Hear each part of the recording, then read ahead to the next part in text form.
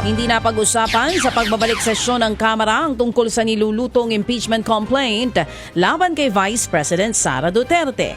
Hindi ito nabanggit kahit sa talumpati ni House Speaker Martin Romualdez. Yan ha. Ito na lang Ganito yan. Alam mo, meron niya isang political analyst although ibang kulay. Sabi niya, actually medyo sobrang mabagal daw talaga tong impeachment na nangyari. Yung simula, ang bilis. Yung simula, yung arangkada, ika nga.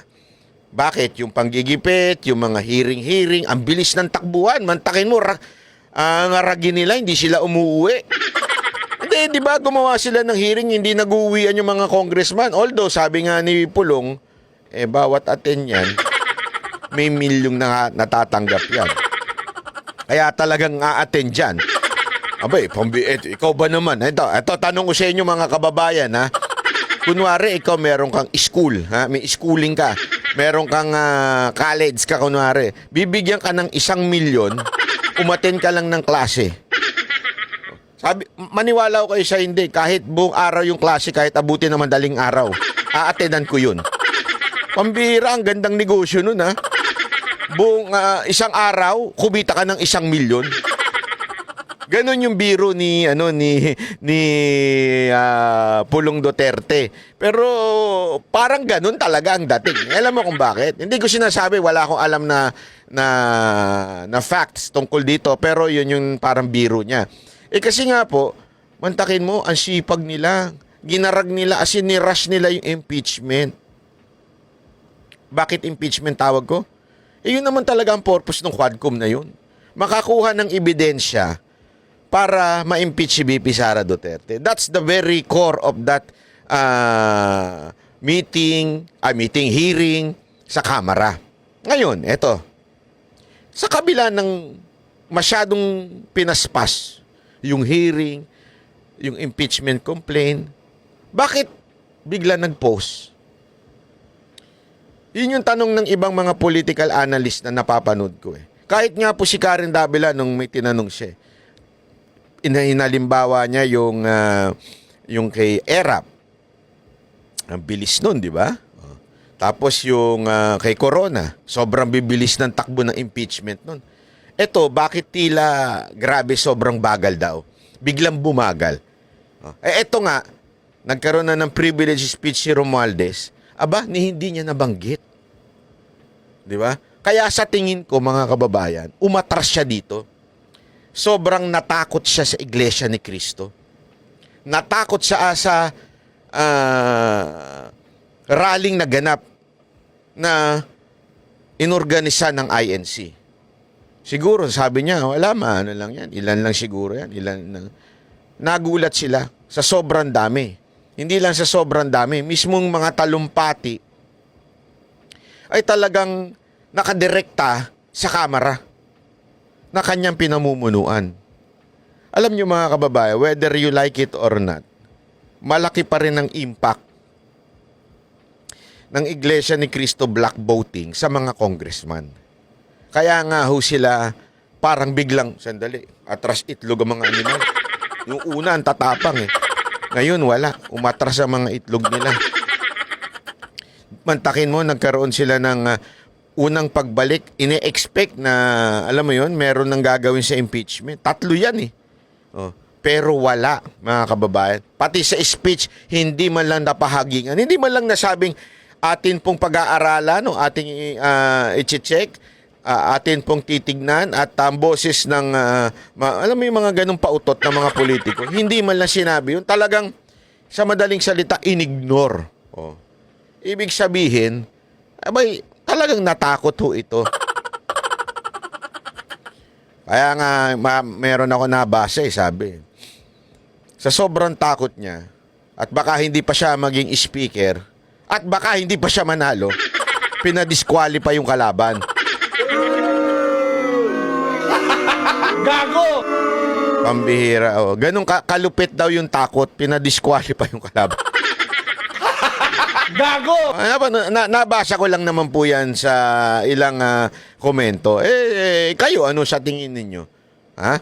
Kasi balita ko, ang lakas daw nung kalaban niya, lalo na inendorso ni VP Sara Duterte, inendorso ni Pangulong Duterte, ang lakas daw.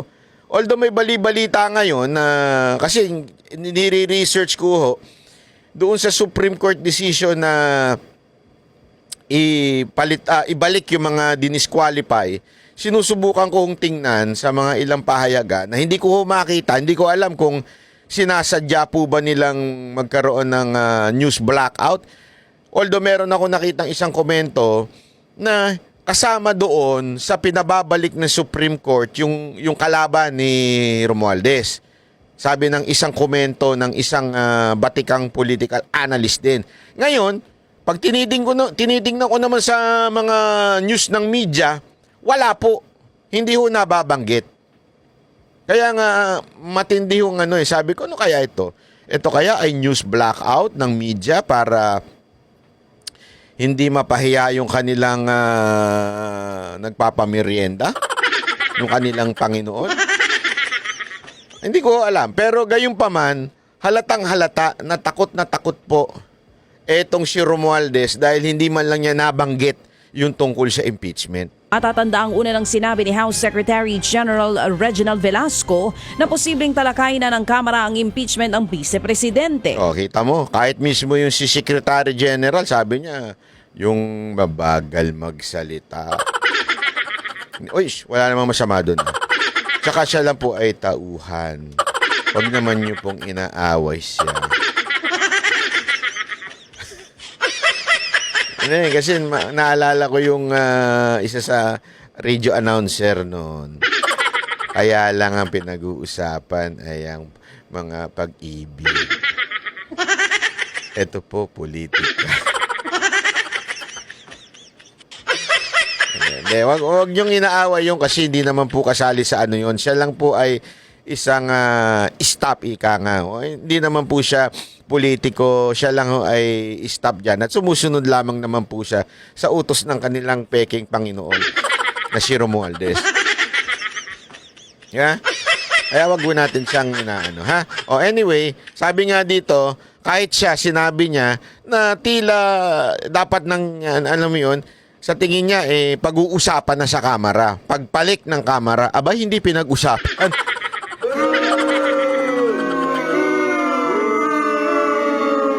Alam mo, kasi yung ako mismo parang ang naiisip ko, naiisip ko lang even if we don't like na ma-impeach si VP Sara Duterte, ako parang gusto kong tumuloy-tuloy yan eh. Bakit? Na makita nila talaga yung galit ng Pilipino sa kanila. Hindi kasi, alam mo, gagawin nilang palusot yan, paulit-ulit. Gusto ng taong bayan, according to the survey, gusto ng taong bayan na ma-impeach si VP Sara Duterte. Kaya pa ulit-ulit din na sinasabi yan eh. Gusto ng taong bayan. 40%. Sino kaya yung mga animal na 40% na yun? Diba? Feeling ko yung 40% na yun, yung survey ba ginawa sa loob ng Kamara? Aside from 1,000 lang yun. Kasi alam mo, hindi ba kinikwento nga natin, yung talagang dayaan dyan sa survey, hindi naman dinodoktor yan pag sinagot na eh. Hindi. Ang talagang tunay na dayaan dyan, lalo na sa mga survey ha, lalo na yung mga kandidato, ang ginagawa, may naglilik. Naglilik ng location kung saan magpapasurvey yung mga survey company. Hindi ho ang may problema dyan yung boss o may-ari ng survey company. Yung mga nasa baba, may naglilik daw ng location kung saan gagawin yung survey.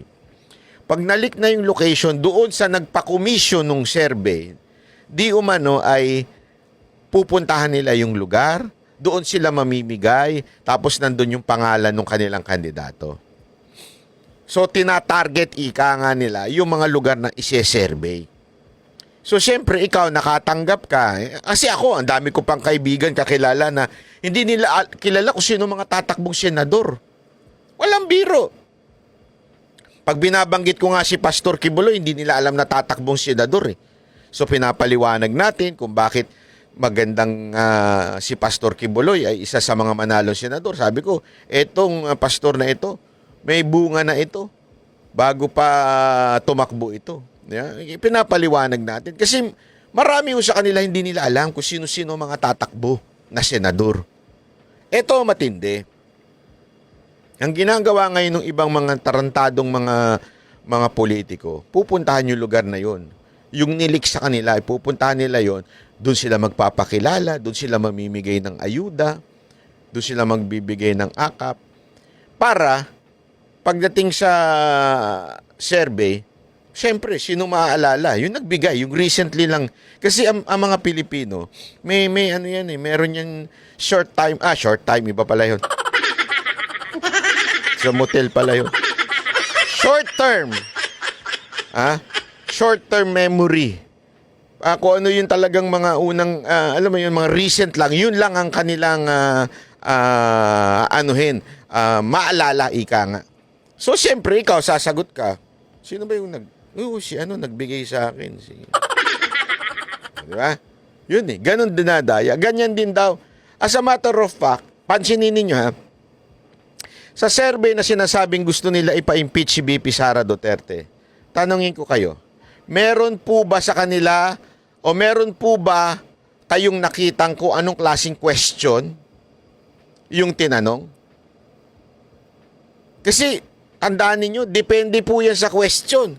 Baka pwedeng ang itanong dyan sang-ayon ka ba na magkaroon ng due process para sa impeachment ni BP Sara Duterte? Paano kung ganyan ang tanong? Ikaw naman, wala kang kaalaman mo, tama yan. Dapat may due process para sa impeachment ni BP Sara Duterte. Okay. Toto gusto niya impeachment.